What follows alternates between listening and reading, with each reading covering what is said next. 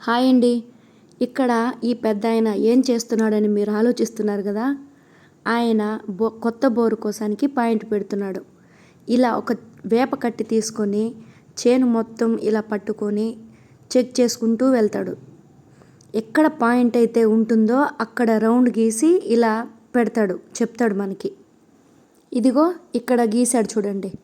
ఇలా మనకి ఎన్ని దారులున్నాయి, ఎన్ని వైపులా, ఎక్కడి నుంచి బాగా బలంగా ఉందా లేదా అని కూడా చెప్తాడు. ఇదే కాదు, ఇంకొక పద్ధతి ద్వారా కూడా బోర్ పాయింట్ అనేది చెప్పడం జరుగుతుంది. అదేంటంటే టెంకాయతో అంటే కొబ్బరికాయ దాన్ని చేతిలో పెట్టుకొని చూసుకుంటూ వెళ్తారనమాట. ఇలా పాయింట్ పెట్టేది అయిపోయిన తర్వాత ఒక మంచి రోజు చూసుకొని బోర్ పాయింట్కి పూజ ఇచ్చి కొబ్బరికాయ కొట్టి ఇలా బోర్ స్టార్ట్ చేస్తాం. ఇదిగో చూడండి, ఇది బోర్ వేయడం. నీళ్ళు పడ్డాయి, చాలా సంతోషంగా ఉంది మాకు. ఇక్కడ మీకు కనిపిస్తుంది కదా, ఒక్కొక్క పైపు పైనుంచి అలా బోర్లోకి పంపిస్తూ మొత్తం అన్నీ కలిపి 700 అడుగుల లోతులోకి ఈ బోరు వేయడం జరిగింది. మొదట 420 అడుగుల్లో నీళ్లు పడ్డాయి.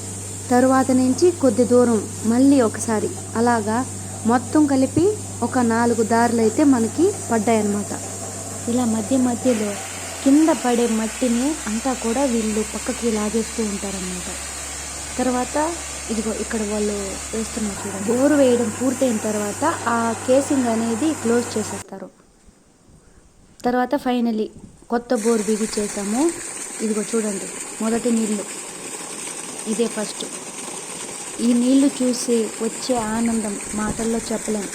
ఎందుకంటే నీళ్ళు లేని బాధ ఒక రైతుకే తెలుస్తుంది. ఆ నీరు లేని బాధ ఇవాటితో మాకు తగ్గిపోయింది.